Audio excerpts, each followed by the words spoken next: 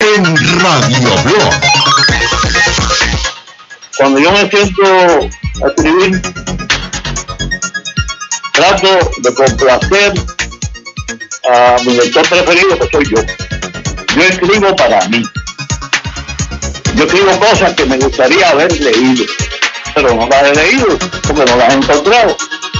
Y entonces trato de escribir algo que a mí me satisfaga. Y si por el camino hay gente que le satisface, muy bien, eso es muy elegante, tú sabes. Quiere decir que hay gente que, pues, eso se suena, lo que escribí. Pero yo escribo para mí, básicamente, para complacerme y para leer algo que a mí me hubiese gustado haber leído.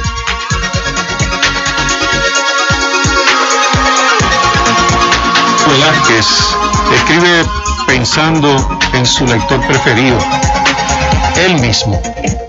El lector mercado, el lector demanda, que convierte en industria el producto cultural de consumo que llamamos libro, no es parte de su ecuación creativa. Buenas tardes a todos. Bienvenidos a Radio Blog.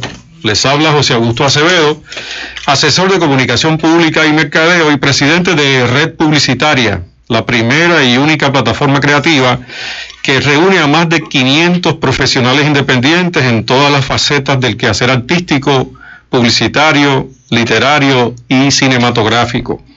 Conmigo el compañero contador público autorizado David Abraham, quien se reintegra al programa desde el día de hoy, luego de unas cortas vacaciones navideñas por el territorio de la Fuente de la Juventud. Y también con nosotros se encuentra una figura nueva dentro de nuestro foro. Se trata de la escritora, fotógrafa, videógrafa, romántica empedernida, Janet Ramos. Bienvenida, Janet. Gracias. Janet está integrándose al foro, está dándonos, una oportunidad de compartir con ella también toda su experiencia como escritora, y en particular porque en el caso de ella estamos hablando de lo que conocemos como el self-publisher. El sábado pasado estábamos hablando precisamente de ese fenómeno que ocurre en estos días dentro de la industria del libro, que enfrentándose a los costos de impresión, enfrentándose a las dificultades que existen para encontrar puntos de venta para ese producto cultural, pues se las ingenian para conseguir el presupuesto y hacer su propia promoción de sus productos culturales. Con nosotros también le damos la bienvenida al presidente y director de la Secta de los Perros, el doctor Rafael Acevedo, con quien compartimos el sábado pasado, y que en el reconocimiento de que habían unas cuantas preguntas en el tintero, pues decidió también llegar hasta acá. Esperamos que también se acerque a la cabina al empresario Alfredo Torres Otero, el propietario de la librería La Tertulia y presidente de la Asociación Puertorriqueña de la Industria del Libro. El comentario inicial que hace Francisco Velázquez, el escritor Francisco Velázquez, nos hace pensar y nos provoca la pregunta: esa visión que tiene Francisco Velázquez, individualista y en cierta medida intimista del oficio del escritor, que no se enfoca en el lector, sino que se enfoca en su preferencia, en su intención personal, ¿no será parte del problema de la situación crítica de la industria del libro? Me refiero a que no se atiende la demanda del mercado o no responde a la demanda del mercado. Esa es una pregunta que dejo en el tintero. Por otro lado, también está la perspectiva distinta. Quizá esa actitud sea el elemento que salva la industria del libro, en el sentido de que la labor creativa no se condiciona, no se contamina con los intereses económicos. Así que es el editor, la academia, el gobierno que legisla y dicta la política cultural del país, el distribuidor y el detallista del libro, los responsables. El escritor entonces tendría que ser separado de esa ecuación, entendiendo que en la medida en que él se separe de esa ecuación, mejor calidad es el producto cultural. ¿En eso estaría de acuerdo el doctor Acevedo? El problema yo creo que vendría a ser un problema de la industria del libro, no necesariamente del escritor. El escritor es individualista, aunque trate de escribir para el mercado. Escribir es un oficio solitario, pero si nos dejáramos llevar entonces por los vaivenes del mercado, entonces todos los escritores tendríamos que escribir ahora sobre vampiros o escribir sobre aquello que vaya a resultar en una película de éxito.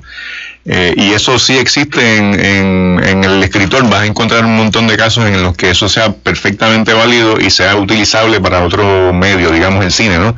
Pero un escritor no puede tener en la cabeza la idea de que lo que va a escribir va a ser un éxito.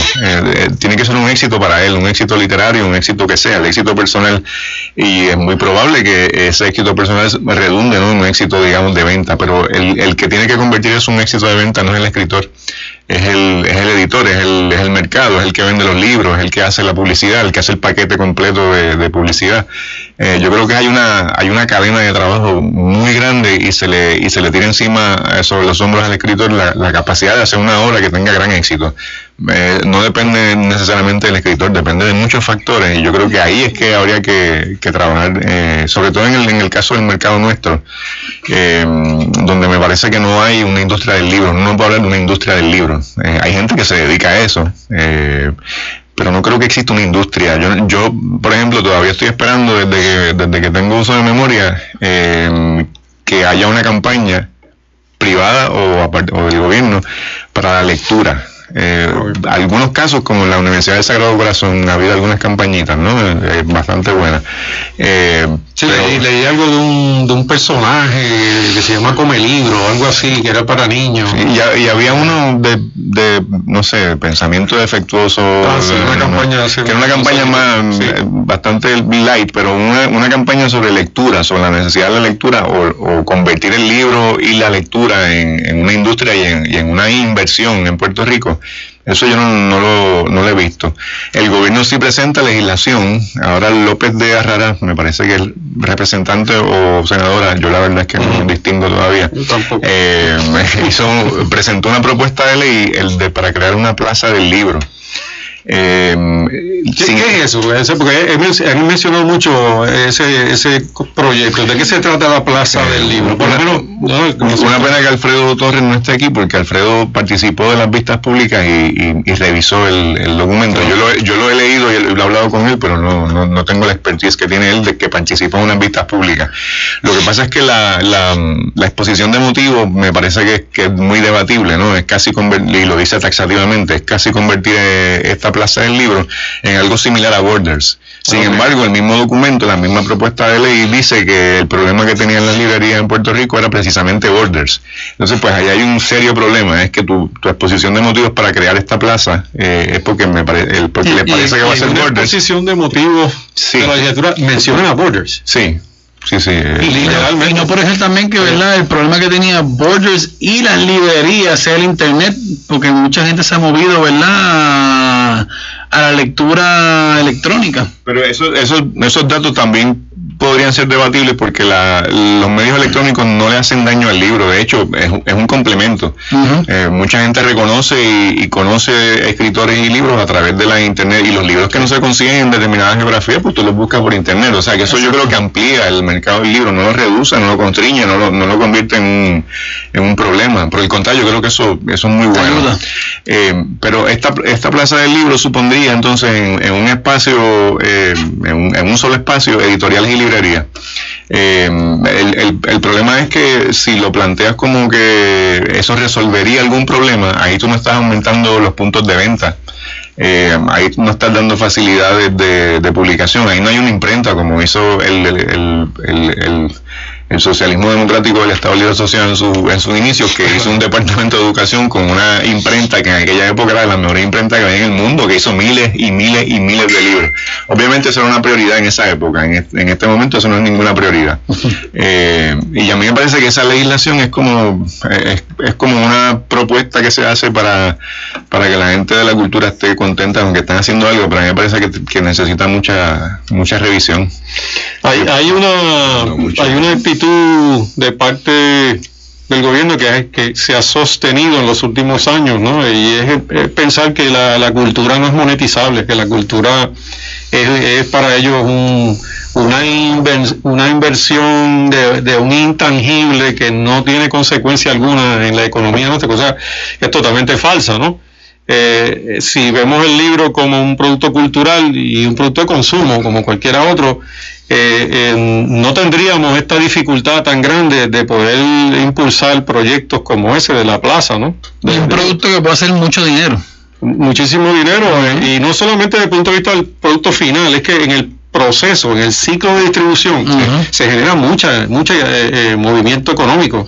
Ayer precisamente casualmente pasé por una de estas farmacias, no era una farmacia de la comunidad, y me topé que en el estantillo que se vende el libro, pues generalmente venden libros, son libros traducidos de ediciones norteamericanas, pero estaba el libro de Dennis, de Nelson Dennis. Y me di cuenta que cuando pasaba a la esquina, porque tú sabes que aquí en Puerto Rico ocurre el fenómeno ridículo de tener dos farmacias, una en una esquina y frente a la otra esquina. Y fui a la otra farmacia porque tenía la curiosidad de si también tendrían este libro en dicha farmacia, y efectivamente allí estaba también. Y una de las cosas que discutíamos el sábado pasado era por qué pensamos siempre que el punto de venta clásico de la librería es el lugar en donde uno debe ir a comprar libros, donde se supone que compremos libros, cuando hay otros puntos de venta que son naturales para el puertorriqueño, como la farmacia, el supermercado, en fin. De hecho, uno de los comentarios que hace Francisco Velázquez en la entrevista, que por cierto, tengo que aclarar, la entrevista en su totalidad la pueden acceder a través de SoundCloud. En SoundCloud, con el nombre de usuario Radio Blog Online, van a tener la entrevista completa, dura alrededor de 25 minutos. Y él hace ese mismo comentario. La necesidad que hay de colocar ese producto, el libro, ¿no? El producto cultural en esos puntos de venta que son atípicos, ¿no? Con nosotros se encuentra Janet Ramos, que ya la presentamos, evidentemente, pues la intención de tenerla aquí es que se quede con nosotros en el foro, ¿no? Porque gran parte de los objetivos, ¿no? del programa es desarrollar la industria creativa. Janet es fotógrafa y videógrafa y pintora, ilustradora, y lo más interesante de todo es que ella también produce sus eventos, sus exposiciones. Ella presenta su libro. Ella es self-publisher, lo que llamamos sábado pasado el self-publisher, que es otro de los fenómenos que ocurren en Puerto Rico. Cuéntanos un poquito de esa trayectoria, porque a partir de esa descripción de hechos y de eventos es que queremos orientar nuestra conversación de hoy. Claro, gracias por la invitación. ¿Cómo no? Y buenas tardes a todos. Sí, yo creo que el primer obstáculo de mi libro es el mismo escritor, realmente. Estoy de acuerdo totalmente con la entrevista que escuché del señor Velázquez, y yo vengo de esa tierra, yo vengo de la cultura en donde escribo porque me nace del corazón, y me da lo mismo si lo que escribo lo lee una persona o lo leen 1000 personas. Eso no es lo que me alimenta, y tampoco escribiría nunca jamás para satisfacer a otra persona o a un grupo o a una sociedad. Eso no, por lo menos en mi caso, no lo visualizo. Y sí, así mismo yo hago todo. Yo soy un all around, lo que dicen por ahí. yo escribo, luego que escribo lo edito, luego que edito hago la portada, luego que hago la portada hago la contraportada, decido cómo va a lucir el libro adentro, lo acomodo, bueno, yo hago todo. Yo le entrego un disquete al lugar que escogí para la impresión del libro y ellos simplemente imprimen. No hacen otra cosa que eso. Toda la decisión que se toma sobre el libro la hice yo. La promoción del libro la hice yo completa. Claro, tengo la ventaja de que también soy fotógrafa, así que yo uno esas dos cosas y me va muy bien porque entonces no tengo que pues contar con otra persona para eso. Y es particular porque en este tipo de industria de arte, ¿no? Es bien difícil delegar. Un escritor no delega, para empezar, ¿no? Y es difícil delegar lo que es la portada. Si tuviese que hacerlo, se me haría muy difícil. Cada mínimo detalle del libro, yo quiero ser parte de él. ¿Y te gustaría tener un equipo, verdad, para poder hacer eso, o te gusta hacerlo directamente tú misma? Yo me lo disfruto hacerlo completo. Eso no significa que esté en contra de los equipos, al contrario, bienvenidos sean, porque la mente creativa una llega lejos, pero si somos un equipo no tenemos límite. Vamos a hablar un poquito sobre eso. A mí me parece que tu ejercicio, es lo que nosotros desde el punto de vista de la industria llamamos artesanal, no industrial, y aun cuando entendemos que tu forma de trabajar tus proyectos pues se repite consistentemente en los últimos años. Hemos visto, de hecho, particularmente he ido a presentaciones de libros por esfuerzos independientes, no a través de editoras. Vamos a una pausa comercial y continuamos con el tema.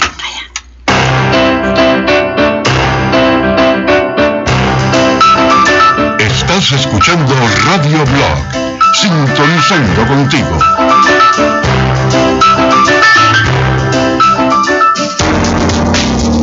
La producción de Radio Blog agradece el patrocinio de las siguientes pequeñas y medianas empresas. Happy Bowls, la cadena de deliciosas superfrutas energizantes como la açaí y la pitaya, con tiendas en Mayagüez, Caguas y próximamente en la calle del Cristo en el Viejo San Juan. Happy Bowls promueve la actividad saludable y te hace la vida deliciosamente feliz. Visítalos en happybowls.net. Red Publicitaria, la agencia sin límites creativos con todas las alternativas publicitarias y de mercadeo a través de más de 500 freelancers. Red Publicitaria, al servicio de las pequeñas y medianas empresas locales. Visítalos en redpublicitaria.net. Froggy Hosting, el servicio más completo, avanzado y económico de administración y alojamiento de espacio y recursos electrónicos para páginas web. Ahora con una oferta para pequeñas y medianas empresas de solo $5 mensuales. Entérate en froggyhosting.com. Radio Blog se transmite simultáneamente en su página web radioblog.online y tiene presencia electrónica en Facebook, Twitter y SoundCloud con el nombre de usuario Radio Blog Online. Radio Blog, sintonizando contigo. Les damos foro a los comerciantes, empresarios, estudiantes, líderes comunitarios y consumidores. La gente de a pie opina en Radio Blog.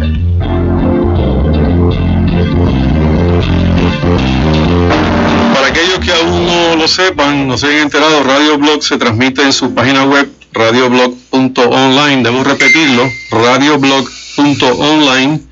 En dicho enlace van a poder escucharnos, también pueden vernos en cabina a través de video streaming. En el día de hoy pues tenemos un camarógrafo de lujo, se llama Néstor Acevedo. Y todos los recursos que tenemos de transmisión lo logramos a través de froggyhosting.com con el ingeniero Francisco Sánchez, quien a su vez es socio de la red publicitaria. También pueden participar en el programa mediante textos al 787-646-7733 o llamándonos al 787-300-4990, 787-300-4990, los teléfonos para participar en Radio Oro 92.5 FM. Y continuamos acá hablando con el doctor Acevedo. Tú acabas de escuchar que Janet Ramos, que es una escritora independiente, publica sus propios títulos, ¿no? Hace su propia promoción desde el punto de vista de un escritor que es editor y que también es parte de la academia. ¿Cómo tú ves ese tipo de ejercicio? Pues ese ejercicio es el que suma a la producción y diversifica la producción de no solo de literatura, sino de arte en general, ¿verdad? El trabajo artesanal. Una de las cosas buenas que tiene este mundo contemporáneo, yo que tengo más de medio siglo podría decirlo con experiencia clara y precisa, es la posibilidad de que no todo el mundo, ¿verdad?, pero que mucha gente produzca su propio trabajo, sobre todo escritores, la facilidad de publicación, edición, diagramación, etcétera. Ahora, como académico tendría que decir que la universidad ya no es lo que era, como nada en el mundo es lo que era antes, ¿verdad? Pero cuando se facilitaba la discusión, sobre todo discusión cultural o política, ¿no?, en la universidad, eso fue en otro momento. En este momento la universidad está cerrada sobre sí misma. No sale de ese ámbito. La academia se queda en la academia.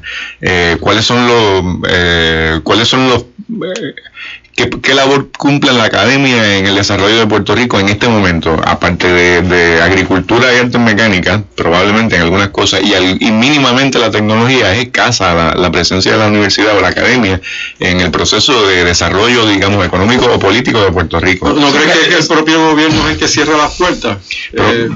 Probablemente, pero yo creo que la academia se cerró también a sí misma. ¿Y no se está envolviendo en lo que son los problemas actuales de Puerto Rico? Yo creo que no, que es una discusión que antes se daba, que ahora no se da. Ahora bien, en el caso del libro, la academia obviamente tiene, digamos, público cautivo, hablando como si fuese neoliberal, ¿verdad? Tiene unos clientes allí que están cautivos y tú los puedes, los obligas realmente a consumir un producto, digamos, en este caso un libro, pero no tiene por qué ser así, y antes no era de esa manera.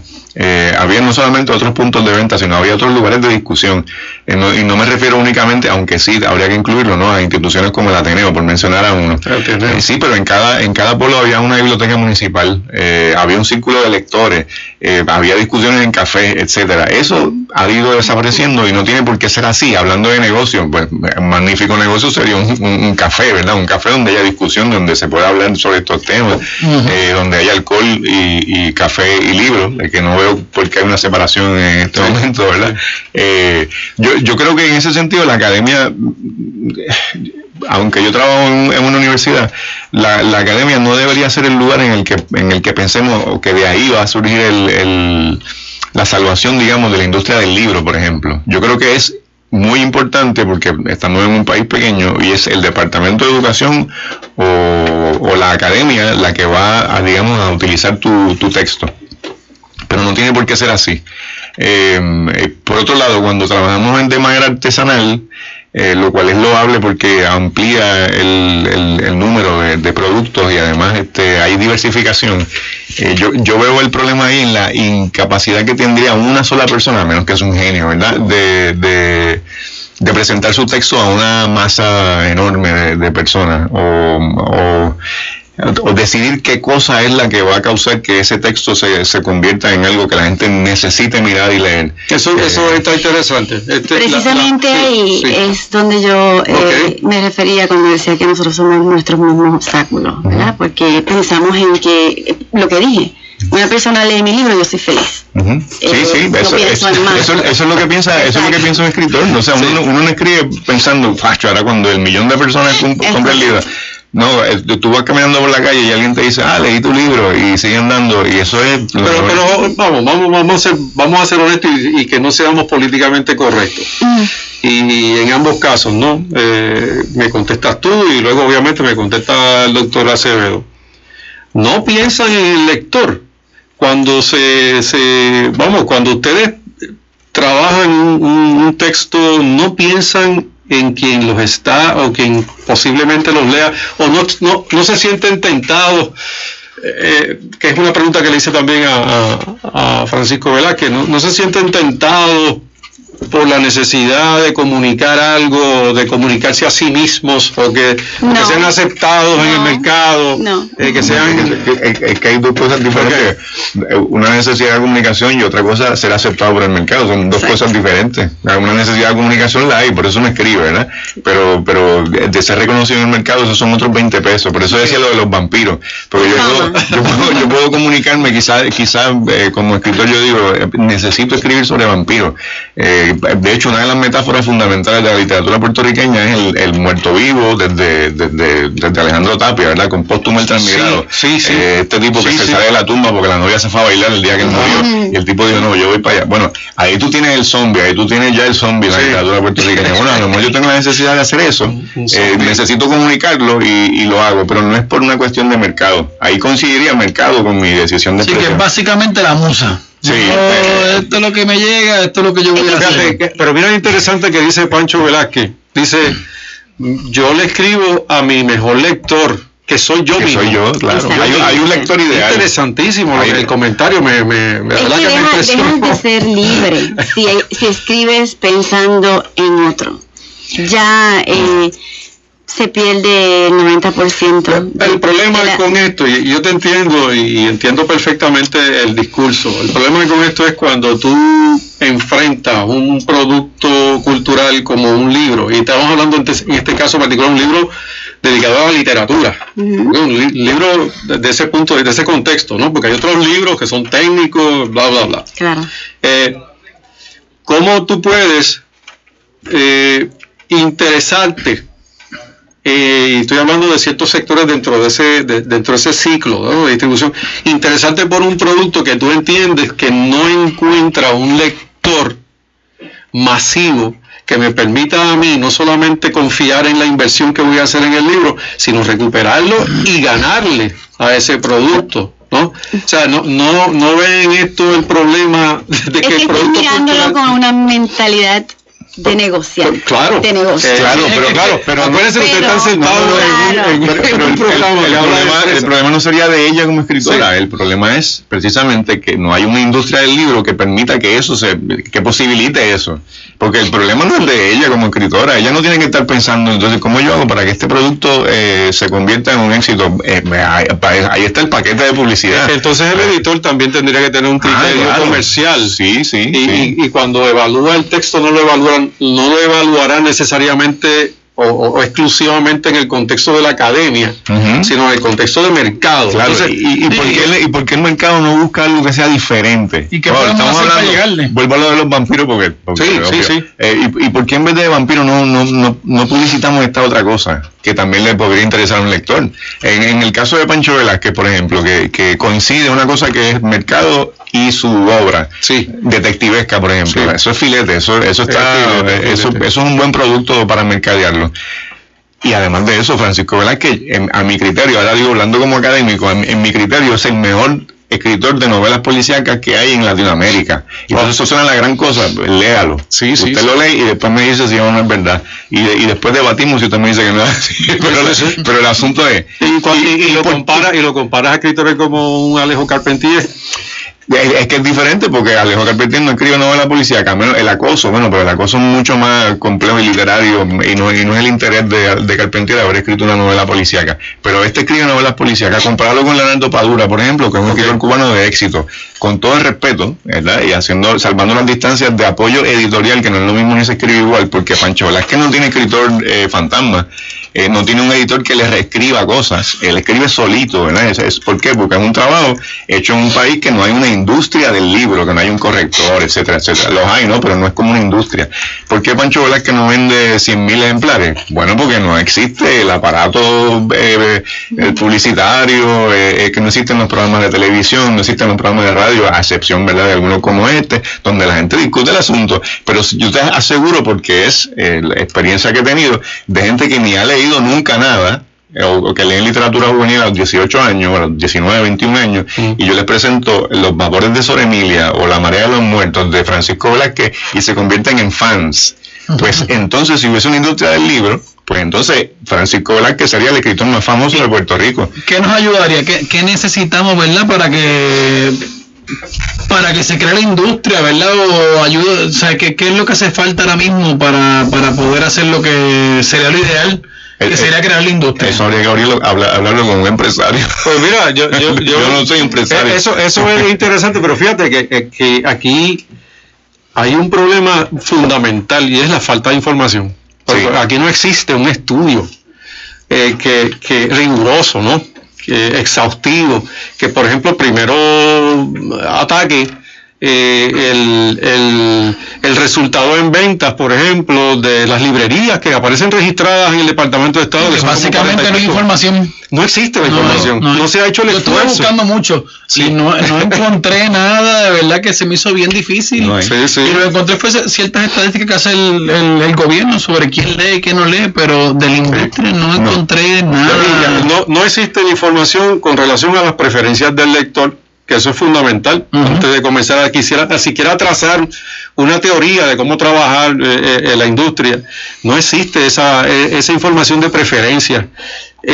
Se hacen unos sondeitos, ¿no? Sé que hubo un estudio que se trabajó para el lanzamiento de una librería en Santurce, de libros AC. Pero obviamente el trabajo que ellos hicieron fue un trabajo más bien, digamos, no fue estrictamente riguroso. O sea, no fue, desde el punto de vista de metodología de mercadeo, no siguió esa. Fue algo para ellos interno, para ver si. Fue bien interno, fue regional. Y fue bien una información bastante general, ni siquiera hay interpretación sobre esos números, y es que realmente para llegar a una interpretación necesitas información y no la tienes. El hecho anecdótico de que en ese momento tenía 45 librerías en todo Puerto Rico no significa nada si no vas y estudias cada una de ellas y hablas con el dueño y le preguntas en términos de sus ventas, cuáles son los libros que más se venden, en qué área se está vendiendo, qué tipo de perfil te compra el libro, dónde están ubicadas tus librerías. Eso es otro de los aspectos más importantes. Aquí las librerías más exitosas evidentemente son las que están están aledañas a las universidades. ¿Por qué? Pues porque venden libros de texto y esos muchachos tienen un currículo y tienen unas asignaciones y ellos saben, los libreros saben cuáles son los libros que hacen falta y los compran en volúmenes, ¿no? que les permite mover ese inventario. Eso es lo primero. No existe ese tipo de estudio. Si hay algo que merece atención en este momento urgente para el desarrollo de la industria del libro, es el proyecto de generar ese estudio, un estudio serio. Eso no es un estudio que va a tomar meses, posiblemente tome un año o incluso un poquito más, pero vale la pena. Y yo creo que es más, ¿qué tú crees? Si nosotros nos zumbamos y hacemos algo. Yo me atrevo a decir que se podría hacer definitivo. En ese aspecto el avance digital es una herramienta espectacular. ¿Por qué? Porque tú entras, por ejemplo, en una red social como es Facebook y te sorprendería cómo la juventud, a pesar de lo que, ¿verdad? De que siempre hay quienes están en otras cosas, lee y escribe, comparte, y ahí te das cuenta que realmente tal vez la gente no lee más o no comparte más lo que escribe, precisamente porque no tienen las herramientas para hacerlo, no saben cómo. Si tienes ahí un Facebook donde todo el mundo entra y lee lo que tú escribes, y no hay otra cosa en Facebook que un montón de gente escribiendo pensamientos hermosos, compartiendo poesía. En mi experiencia personal, Facebook ha sido maravilloso porque gracias a eso, número uno, pude hacer una promoción de la presentación de mi libro. Vendí en 3 días 100 libros. Que para mí, wow, o sea, yo me sentía famosa en Puerto Rico. Y fue hermosa la experiencia, porque tienes una herramienta en donde nosotros, en mi caso, tuve que hacerlo yo misma, pero bueno, me resultó en que gracias a eso pude mercadear mi libro. Sí, eso que habla también merece también mucha atención, mucho enfoque de parte nuestra.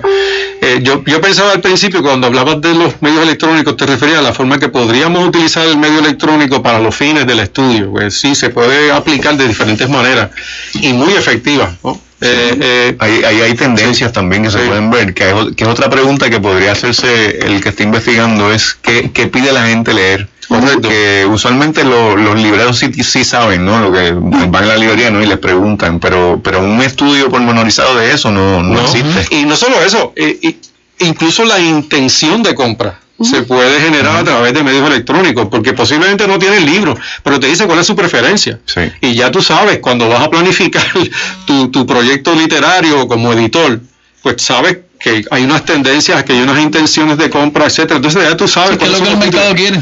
Sí. Pero por otro lado, interesante lo que tú acabas de decir. Cuando yo digo que no hay industria del libro, me refiero a eso. Si tú no puedes hacer una industria si no tienes la información, si tú no tienes el acopio de información, pues ¿de qué estamos hablando? ¿De qué industria? O sea, estamos a lo loco, ¿no? Pensando a partir de mi idea de esta cuestión que es el libro, pues yo hago tal cosa. Sí, pero no tienen la información, tiene que ser con información, cuál es la tendencia, qué es lo que se vende, qué no se vende, ese tipo de colocación en el mismo espacio donde estás vendiendo, que eso se subsane quizás en el medio electrónico, ¿verdad? Tú llegas al sitio y en el mostrador está un libro, bueno, ese es el primer libro que tú ves, ese es el primer libro que quizás compres. Eso es importante, ¿por qué está ahí? ¿Por qué tenemos que poner este libro ahí? Ese tipo de cosas, eso no hay un estudio, es intuición de cada uno de los libreros. Sí, en mercadeo hablamos de los productos de impulso, y muchas veces el impulso resulta hasta irracional, es simple y llanamente que la primera impresión impacta tu interés y tú lo compras, y el riesgo es mínimo para el que compra, el riesgo grande es para el que edita, para el que publica, porque ese factor no necesariamente es igual en todos los casos y en todas las categorías. Pero por otra cosa bien importante es que recuerdo un comentario que hizo en algún momento, me hizo personalmente en algún momento el doctor Luis Felipe Díaz o Lisa Fernanda, y me decía, y esto es algo que me encantaría, de alguna forma, si hubiese forma de comunicarme con él, si nos está escuchando a través de la estación, que nos llamara. Pero hizo un comentario bien interesante, y él decía que era necesario documentar la literatura que se genera a través de las redes sociales, y que Facebook era portadora de una nueva literatura electrónica.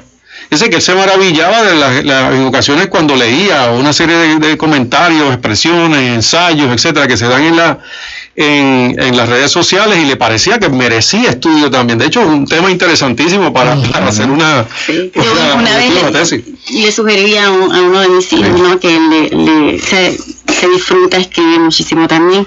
Le dije, oye, ¿sabes qué? Deberías hacerte un libro de los estatus de Facebook. De los estatus, mira, interesante. Sería un palo, de verdad. Los diferentes estatus y cómo las personas van en sus moods y van, muchos hablan de lo que es su vida diaria, pero muchos entran bastante profundo en lo que sienten acerca de ciertos temas. Sí, es una forma de expresión que se puede compartir a mucha gente, que a lo mejor antes eso no había esa accesibilidad. Ahora tú, pues, entra, escribe tu estatus y lo ve a lo mejor cientos, miles, hasta millones de personas, ¿verdad? Depende de qué. Como poco, más de 1,000 personas, eso es básicamente un número típico de cualquier usuario en Facebook. Más de 1,000 personas están leyendo. Y hay gente que minusvalora lo que aparece en Facebook, porque es Facebook, ¿verdad? Porque es un libro, porque son redes sociales. Bueno, igual pasa con los libros, o sea, hay gente que escribe bobería y hay gente que no escribe bobería. Pero hay libros que son fundamentales en la filosofía, que están hechos de fragmentos, son fragmentos. Eso es exactamente lo que tú haces en el estatus de Facebook. Lo único que falta es ubicarlo en un espacio único, y ahí tú tienes una publicación de lo mismo que hace Emil Cioran, de lo mismo que hace cualquier filósofo, de lo que hace, por ejemplo, hay un libro de Carlos Pavón que acaba de salir, que se llama Mínima Política. Mínima Política son prácticamente estatus de Facebook, esa cantidad, digamos, ¿no? Esos son uno o dos párrafos de un comentario sobre algo de actualidad. Es lo mismo con un estatus de Facebook. ¿Qué es lo que cambia? Bueno, que ahora está en un libro. se mandaron a hacer 500 ejemplares porque es un libro que la gente pide, o sea, porque Pavón es polémico porque escribió Nación Post-Mortem y eso era como una especie de reflexión no antinacional, pero desmontaba el discurso nacionalista. Así que es un tipo que ya ha hecho su labor, digamos, de insertarse en la memoria de alguna gente, y cada vez que él publica algo, bueno, pues ahí voy a buscarlo de Pavón para pelear con él, ¿no? Pero ¿de qué está hecho ese libro? Ese libro está hecho de comentarios, y las cosas que uno lee en Facebook a veces son muy, muy buenas, son reflexiones breves, hay mucho de humor también, pero humor no estoy hablando de slapstick, ¿verdad? No estoy hablando del show del mediodía, con todo el respeto, porque ahí está Norma Gandal, que es un genio, pero hay mucho de ironía, de sarcasmo, de humor negro, entonces bien interesante, porque eso podría generar también, por eso de nuevo, el medio electrónico no le hace daño al libro, él lo potencia, yo creo. Hay cosas, a quien se le hubiese ocurrido que Facebook iba a darte la idea de que tú puedes publicar un libro de fragmentos, como se ha publicado siempre, y de buenos fragmentos. Y entonces el lector que dice, no, porque esos bloques, no, papi, espérate, es un bloque, pero es de fragmentos, puedes leer poco a poco, de atrás para adelante, sí, de la manera que tú quieras. Y después de eso, todos los montones de comentarios que vienen después de lo que tú pones, que te dan, ¿verdad?, la perspectiva de lo que está la gente que está mirando, qué es lo que está pensando, cuál es su opinión. Claro. Que lo puedes hacer, por ejemplo, tú publicitas tu libro a través de Facebook, y ahí mismo recibes los comentarios. Es correcto. Contrario a la copia, ¿verdad? Que tú no sabes. No es esa manera de tú tener ese feedback ahí actual de qué es lo que está pasando. Tú tienes el libro tuyo, por ejemplo, yo lo tengo, lo leo. Pues te busco en la página de Facebook y ahí comento. Eso por eso digo que no es que eso le haga daño al libro, por el contrario. Sí, a mí me impresiona mucho que ya podido vender 100 libros.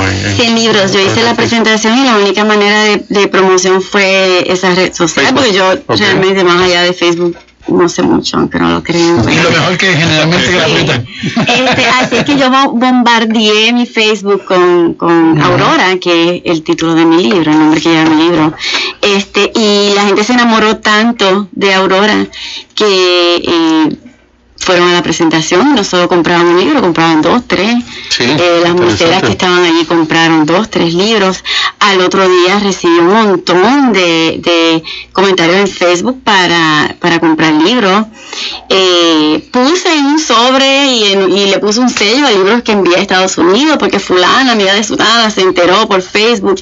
Y pues yo pienso que ahí es donde está, perdóname, la maravilla de escribir un libro. A pesar de que uno no se hace rico, que es lo que querría uno, vivir de eso, yo amaría vivir de lo que me apasiona. Hay un fenómeno que está ocurriendo en el mundo de las comunicaciones, o de la comunicación pública, y es que antes se hablaba del tiempo que invierte un individuo frente a un televisor, y las redes sociales han desplazado a la televisión, de tal forma que es ahora que se mide cuánto tiempo transcurre un individuo frente a una computadora, un iPad o un celular que nos conecta directamente a las redes sociales, de manera que la conclusión de los expertos es que si tú no estás o no eres parte de esa red, no existes en el mercado. ¿No? Vamos a hablar sobre eso en próxima oportunidad. Vamos a tomar un break comercial y regresamos enseguida.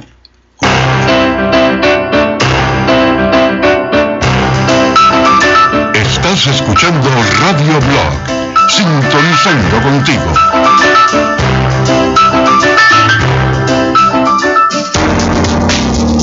La producción de Radio Blog agradece el patrocinio de las siguientes pequeñas y medianas empresas.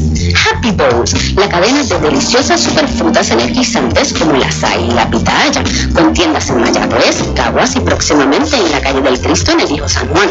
Happy Bowls promueve la actividad saludable y te hace la vida deliciosamente feliz. Visítalos en happybowls.net. Red Publicitaria, la agencia sin límites creativos con todas las alternativas publicitarias y de mercadeo a través de más de 500 freelancers. Red Publicitaria, al servicio de las pequeñas y medianas empresas locales. Visítalos en redpublicitaria.net. Froggy Hosting, el servicio más completo, avanzado y económico de administración y alojamiento de espacio y recursos electrónicos para páginas web.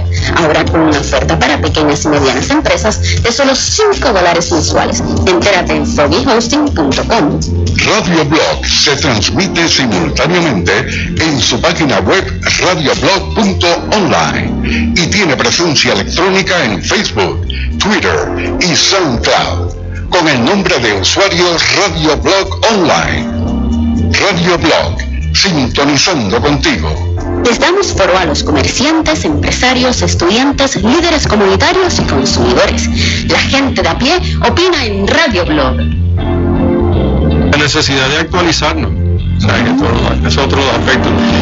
Fuera del aire estábamos hablando con relación al efecto que tienen las redes sociales sobre el ciclo clásico de distribución, ¿no? Entendido como parte del proceso de mercadeo del producto, ¿no? El producto literario.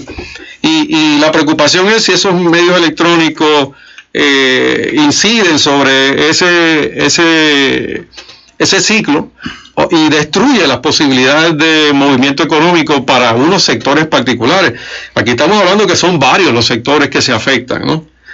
Para repetirlo, porque a lo mejor me equivoco y quizá hay otro elemento más que se me escapa, pero estamos hablando de el editor. Obviamente, vamos, el primero es el escritor, ¿no? Que es el que genera el producto, ¿no? El editor, la academia, el gobierno que legisla, que dicta la política cultural del país, el distribuidor, el detallista del libro. En otras palabras, ¿cómo entonces este avance tecnológico que facilita, masifica, democratiza el producto cultural, ¿no?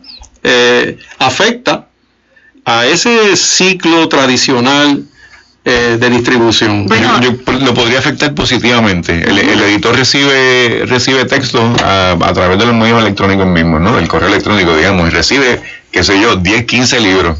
Antes recibías 2 o 3 porque te tenías que ir a algún sitio a reunirte con los escritores y que te llevaban y entonces te discutían. No, porque esto no se le puede hacer esto. ¿Cómo no? Ahora no, ahora lo recibe a través de los medios, puedes recibir 100. O sea, las posibilidades son infinitas, ¿verdad? El distribuidor, bueno, pues el distribuidor antes tenía que coger el carro y ir de San Juan a Ponce. Bueno, pues ahora va de San Juan a Ponce y en su casa llega a China. Y a lo mejor lo distribuye al centro Cervantes que hay en China. O sea, que en ese sentido podría desaparecer el que no se actualice en los medios electrónicos. Ahora, pienso yo, el escritor igualmente tiene la posibilidad de pasarle por encima a todo eso, ¿verdad? Bueno, pues el escritor lo puede hacer, pero de nuevo pienso, ese no es el trabajo del escritor. Pero en ese caso, ¿verdad? Yo opinaría, ¿verdad? Para tú, si tú quisieras ser bien exitoso y más que nada, ¿verdad? Y vender los más libros posible, necesitas un equipo. Exacto. Porque tú podrías hacerlo. Puedes hacerlo, no es que puedes hacerlo, lo puedes hacer, pero a lo mejor llegaste aquí, pero si buscas un buen equipo puedes llegar, como dice la China. Vamos a definir el equipo, porque estamos hablando de unas mentes que han sido, se han ocupado de desarrollar un conocimiento compartimentalizado dentro del proceso. Es decir, hay unos que son expertos en mercadeo, hay otros expertos en venta, hay otros expertos en promoción, hay otros expertos en términos de juicio crítico, ¿no? Sobre un texto. Sí. Por ejemplo, hay una marca que es Pablo Coelho. Sí, esa es marca. Leí hace, qué sé yo, 2 o 3 años que Coelho, el equipo, ¿no? La marca, tenía problemas para entrar en Rusia, iba a decir Unión Soviética, en Rusia. Que sé yo, que problemas de Pablo Coelho en Rusia sería que en vez de 1 millón vendía 500,000, o sea, eso es otra. ¿Y qué hizo su equipo de mercadeo? Compró espacio en periódicos y publicaron reseñas de Pablo Coelho. Y Pablo Coelho se convirtió en un tipo exitoso en Rusia, igual que lo es en otros lugares, pero tiene un equipo de trabajo. Por eso tú a lo mejor como escritor solamente no hubiese podido alcanzar eso. Claro, ni el capital tampoco para comprar espacio en el periódico, para publicar noticias de que este libro de Pablo Coelho se publicó y se reseña de esta manera. Eso es genial. Pero eso no lo pueden hacer todos los escritores. Yo diría que el 99.9% de los escritores no puede hacer eso porque no tiene el dinero, no tiene el espacio, no tiene el equipo técnico, ni el de mercadeo, etcétera. Que eso de lo electrónico, yo creo que es una cosa que lo lleva a niveles. La capacidad que tiene el producto de convertirse en un producto es enorme. Y todo lo que acaba de mencionar él y tú cuesta dinero. Y entonces ahí tienen una persona que escribe, pero no necesariamente tiene el dinero para costear el mercadeo, la publicidad, el equipo del que estamos hablando, ¿no? Lamentablemente, pues, ¿qué hacen? Lo hace.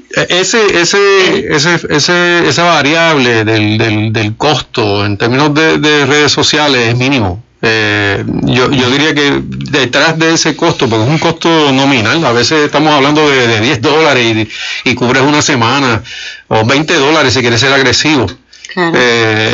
Es que el medio no funciona solo, el medio necesita de un experto que sepa colocar ese anuncio, que sepa segmentar su mensaje. Y necesita también artistas gráficos que le monten la promoción para poder luego dispararla a través de esas redes. O sea que sí, lo que está faltando es la actualización de estos conocimientos, de estos sectores, ¿no? Para que comiencen a utilizar esos medios tan poderosos, masivos, y sobre todo que son medios en donde el que trabaja en mercadeo se goza de una información que manualmente es imposible adquirir, y que sobre todo antes se tenían que utilizar mediadores que a veces no respondían necesariamente al interés genuino de una investigación, sino que en muchas ocasiones respondían a intereses económicos. Por ejemplo, y esto yo lo puedo decir sin ningún problema y que me caigan encima los que me estén escuchando y estén envueltos también en la industria, aquí se habla mucho de medición de distribución de periódicos, aquí se habla mucho de medición de audiencia en estaciones de televisión y de radio, y muchas de esas no responden a la realidad. Estamos hablando de muestras ínfimas. Y muchas de esas muestras responden a un cheque que se les paga por ver unos programas en ciertas ocasiones, en ciertos momentos del día, pero en las redes sociales no se puede mentir.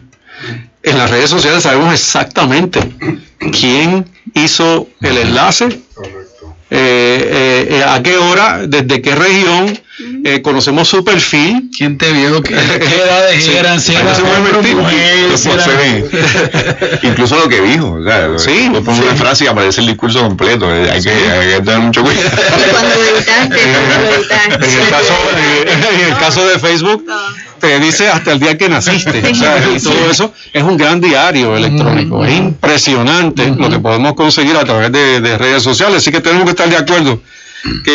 Pero entonces disminuyamos el espacio, el puente entre el escritor y el equipo. ¿A qué te refieres cuando o sea, es cierto, necesitamos, los escritores necesitamos a alguien que sepa artes gráficas, porque no sabemos, alguien que sepa todo lo que se necesita, ¿no? El equipo que produce y hace realidad que ese libro sea famoso o no sea famoso, llegue a todo el mundo. Pero no hay comunicación entre uno y otro. Eso hablamos, no nos conocemos, no sabemos quiénes somos. Hay un montón de escritores. Yo voy a usar una palabra un poquito úsela, la que usted quiera. Invisibles, y yo soy uno de ellos, ¿no? Sí, que escribimos y nos apasiona. Invisibles, sí, porque Ginés Ramos Vega. Interesante, pero es lo que me apasiona. A lo mejor Ginés Ramos Vega tiene un producto que puede crear la incertidumbre en los lectores y mover, pero ese escritor invisible necesita más información, más oportunidad, necesita que respeten más su trabajo, y cuando digo eso, no es que no los respeten, fíjate, sino que le den la oportunidad, porque estabas hablando de la academia, toda esta, ¿verdad?, esta burocracia que existe, y yo hace poco recibí una felicitación, y para mí, obviamente, otra vez fui famosa porque recibí la felicitación, porque escribo de tal manera que todos entienden. ¿Ves? Entonces, tienes muchos escritores allá afuera que no se atreven a publicar porque entienden que la manera en que escriben no llena las expectativas literarias de un grupo que son expertos y que van a medir si mi libro es bueno, si mi libro no es bueno. No se atreven, no dan el paso. Otros como yo que no nos importa realmente, ¿no? Los respeto, pero ahí va de nuevo lo que decía el señor Velázquez. Yo escribo para mí, por eso es que yo entiendo que él lo dice. Yo escribo para mí.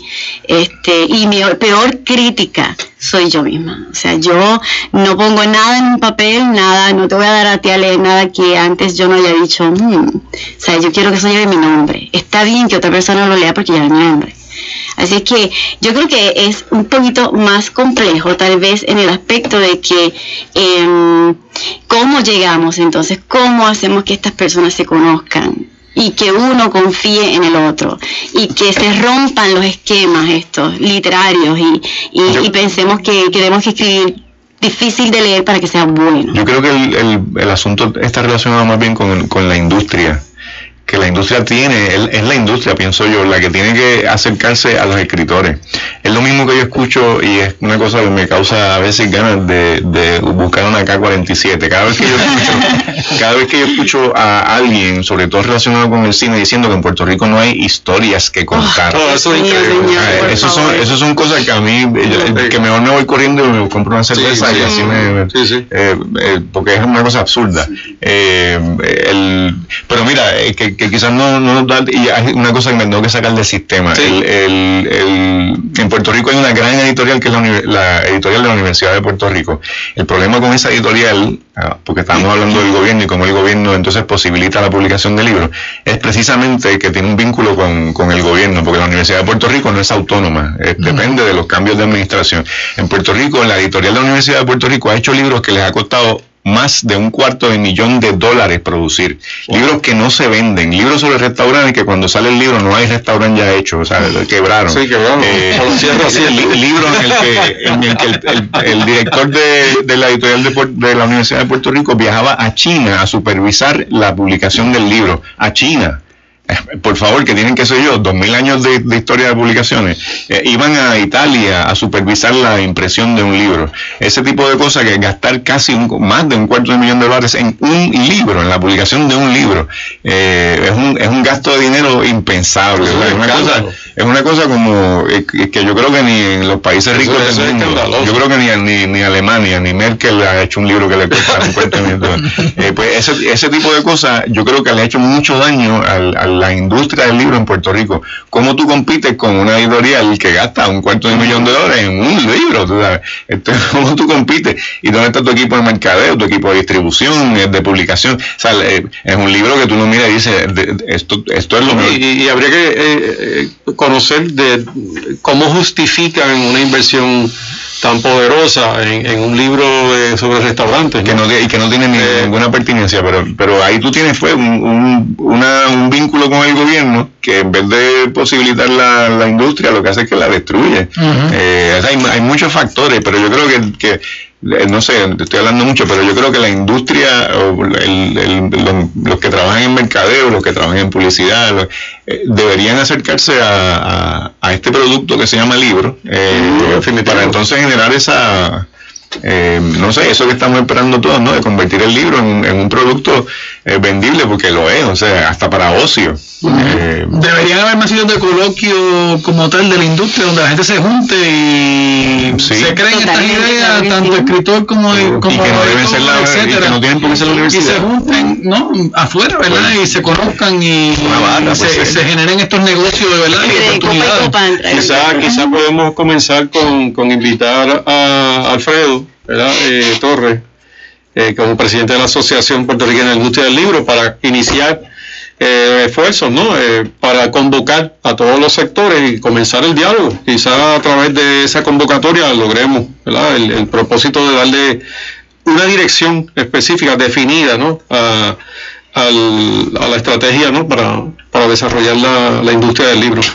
Perdóname, estoy hablando de otra administración y de otra gente que dirige la editorial de la Universidad de Puerto Rico, que ahora está dirigida por gente bien buena y bien trabajadora, igual que cuando la dirigió Marta Ponte.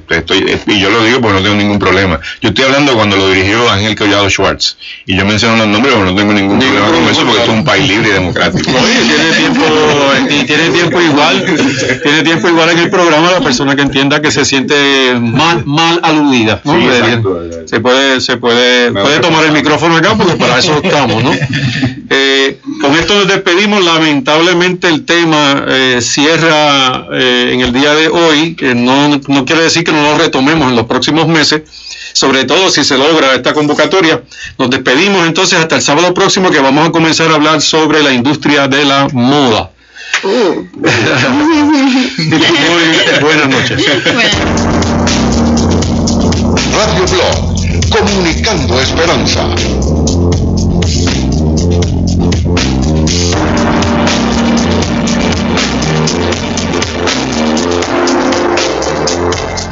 Oro 92.5 no se solidariza necesariamente con